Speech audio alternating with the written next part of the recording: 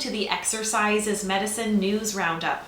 I'm Sarah Hodson, clinical exercise physiologist and the founder and CEO at LiveWell Exercise Clinic.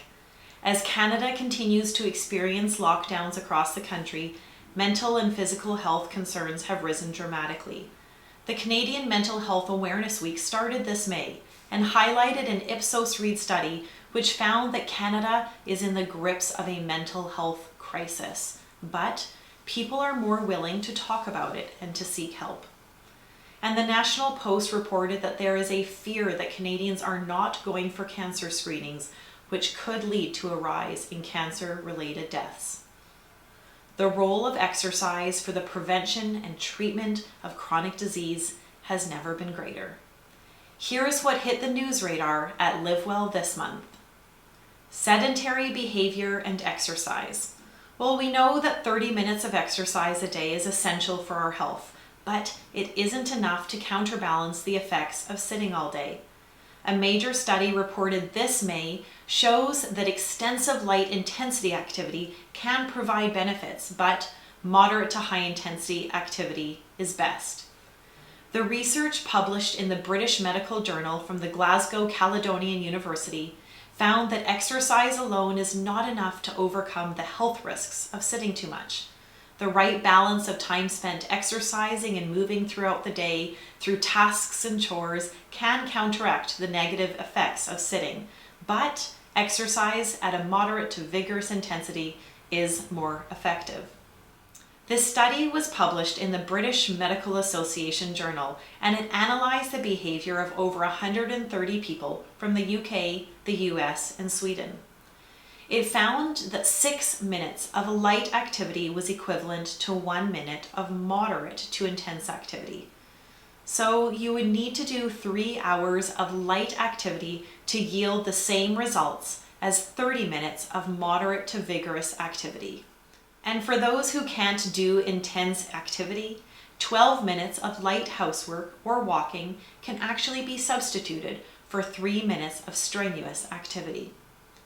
The study shows that moving around throughout the day, doing tasks and chores, and simply doing the things you love can yield similar results to exercise. The study could not factor in sleep or the effects of poor sleep compared to exercise. For example, if you get up 30 minutes earlier and lose sleep to exercise, could this be detrimental to your health? There is more work that needs to be done here for sure. However, this is good news for people who don't necessarily like to exercise, but we can get bigger quantities of light movement in and get some benefit. And exercise gives our lives purpose. 2 words gained a lot of traction in May due to a series in the New York Times: languishing and flourishing. The mental effects of the pandemic have left many in a state of languishing, which is likened to ambivalence. A remarkable study found that people who exercise daily live their lives with more purpose, and it creates a virtuous cycle which leads to more exercise. The study, which involved more than 18,000 middle-aged and older men and women, found that those with the greatest sense of purpose at the start were the most likely to become active over time, and vice versa. Those who exercised reported a greater sense of purpose throughout their lives. People who started off with active lives generally showed an increasing sense of purpose over the years, and those whose sense of purpose was strong in the beginning were the most physically active years later.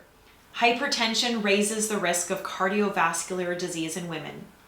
While we have long known the correlation between elevated blood pressure and heart disease, a new study found that women in their early 40s with mildly elevated blood pressure, stage 1 hypertension, are twice as likely to have a heart attack or unstable angina in their 50s compared to women with normal blood pressure.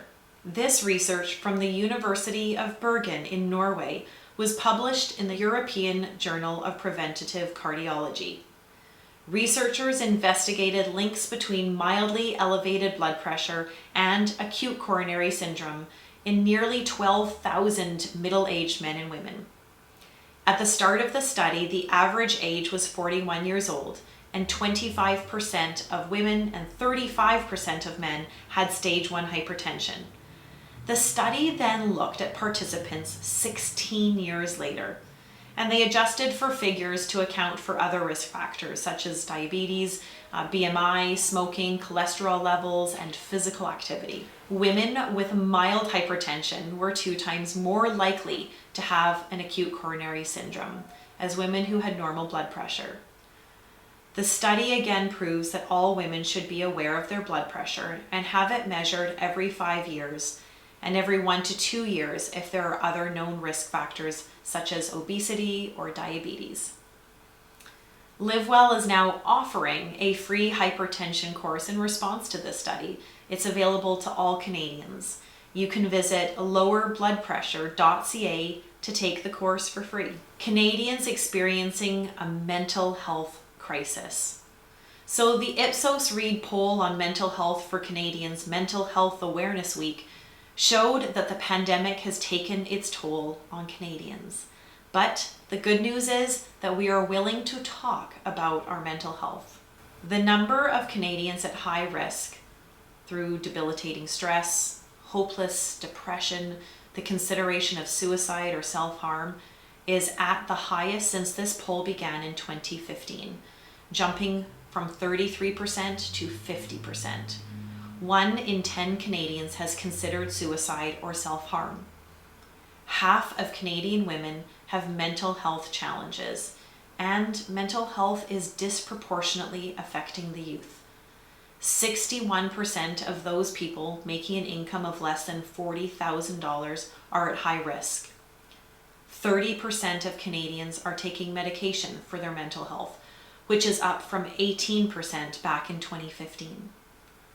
Most importantly, more Canadians are willing to seek help.